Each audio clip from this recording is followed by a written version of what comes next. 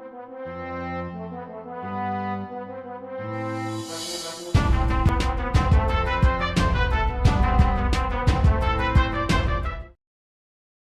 Series के पिछले part में हमने देखा था कि थेंदो एम्पायर और मास्टर सोल हॉल की फाइट में थेंदो एम्पायर की आर्मी के सोल्जर्स किसी वजह से घायल हो जाते हैं। वहीं दूसरी तरफ विविडोंग भी अपनी सेना के साथ उस बैटल ग्राउंड को छोड़ के वहाँ से भागने लगती है, जिसकी वजह से उन दोनों के बीच में हो रही फाइट थोड़ी देर के लिए रुक जाती है। और इसी समय में तांगसन किसी वजह से मार्शल सोल हॉल की आर्मी कैंप यानी कि मार्शल एम्पायर के अंदर गया होता है, लेकिन उसकी किसी गलती की वजह से विविडोंग उसे पकड़ लेती है, जिसके बाद उन दोनों के बीच में एक लाइफ एंड डेथ फाइट होने लगती है। और विविडोंग की किसी चाल की वजह से तांगसन विविडोंग से हारने लगता है। और अगर अभी तक आपने इस सीरीज़ का पिछला पार्ट नहीं देखा है तो मैं आई बटन और पिन कमेंट के साथ साथ डिस्क्रिप्शन बॉक्स में भी इसका लिंक दे दूंगा। आप वहां से जाके इस सीरीज़ का पिछला पार्ट देख सकते हैं। साथ ही साथ आप हमारे दूसरे वीडियोस को भी ट्राई कर सकते हैं। तो अब आगे तो ये पार्ट शुरू होता है और हमें मार्शल एम्पायर का ही सीन दिखाया जाता है, जहाँ पे तांगसन और विविडोंग दोनों आपस में लड़ रहे होते हैं। और यहाँ पे हम देखते हैं कि विविडोंग अपनी स्कल सोलबोन स्किल का यूज़ करके तांगसन के ऊपर एक माइंड अटैक करती है, जिसे डिफेंड करने के लिए तांगसन को एक जगह पे रुक के उस अटैक को रोकना पड़ता है।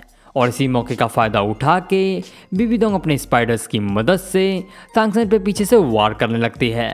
और विविडोंग की इस चालाकी की वजह से तांगसन विविडोंग से हारने लगता है। साथ ही साथ विविडोंग के स्पाइडर्स के अटैक से तांगसन बुरी तरह इंजर्ड होने लगता है। और उसे इंजर्ड होता हुआ देख के विविडोंग काफ़ी खुश होने लगती है, लेकिन उसकी ये खुशी ज़्यादा देर तक नहीं टिकती। और यहाँ पे हम देखते हैं कि विविडोंग के उस अटैक की वजह से तांगसन की बॉडी के अंदर असुरा सेंस एक्टिवेट होने लगता है, जिसकी वजह से तांगसन की पावर्स अचानक से कई गुना बढ़ जाती हैं। और तांगसन एक बार फिर से अपने डेथ गॉड ट्रांसफॉर्मेशन में आने लगता है। और डेथ गॉड बनने के बाद तांगसन अपनी असुरा पर्पल आइज, जो कि डेमन पर्पल आई का ही इवॉल्व स्टेज है, उसी स्किल की मदद से विविडोंग पे एक अटैक करता है। अब बात कर लेते हैं इस असुरा पर्पल आइज के बारे में कि आखिर ये स्किल तांगसन को मिली कैसे।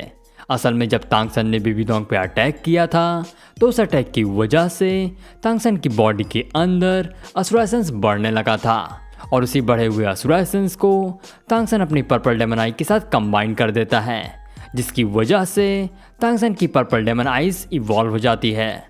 और पर्पल डेमन आई के 10th स्टेज का नाम ही असुरा पर्पल आइज है, जिसकी मदद से तांगसन विविडोंग के ऊपर तेजी से अटैक करता है। और तांगसन के इस इवोल्यूशन को देख के विविडोंग बहुत ज़्यादा घबरा जाती है। और तांगसन के इस अटैक से खुद को बचाने के लिए वो अपनी एक अननोन स्किल का यूज़ करती है, लेकिन तांगसन की पावर्स इतनी ज़्यादा होती हैं कि विविडोंग की वो स्किल उसके किसी भी काम नहीं आती। जिसके बाद तांगसन अपनी पावर्स का यूज़ करके विविडोंग को एक चींटी की तरह ही मसल देता है। और तांगसन के ऐसा करते ही विविडोंग बुरी तरह से घायल हो जाती है। और उन दोनों के बीच की ये बैटल यहीं पे एंड हो जाती है। और विविडोंग की ऐसी हालत देख के मार्शल सोल हॉल के सभी स्ट्रॉन्ग सोल मास्टर्स काफ़ी ज़्यादा शॉक हो जाते हैं। वहीं दूसरी तरफ तांगसन इसी मौके का फ़ायदा उठा के तेज़ी से अपने सी गॉड ट्राइडेंट को निकाल लेता है।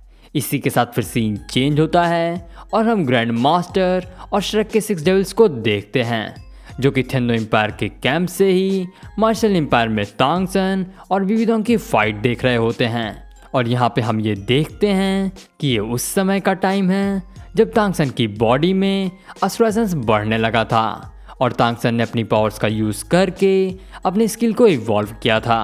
और तांगसन को ऐसा करता हुआ देख के ग्रैंड मास्टर श्रेक के 6 डेविल्स से कहते हैं कि ये लड़का तो कमाल है, दुश्मन से लड़ते समय भी इसने अपनी पावर्स का यूज़ करके लड़ाई के बीच में ही एक नई स्किल क्रिएट कर दी।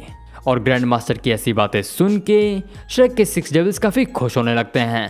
लेकिन तभी शावून सभी से कहती है कि ब्रदर सान वाकई कमाल हैं, लेकिन मुझे डर है कि ब्रदर सान की इस स्किल की वजह से उनकी सारी मेंटल पावर ख़त्म हो गई होगी। और पता नहीं अब ब्रदर सान उन सभी से अकेले कैसे निपटेंगे।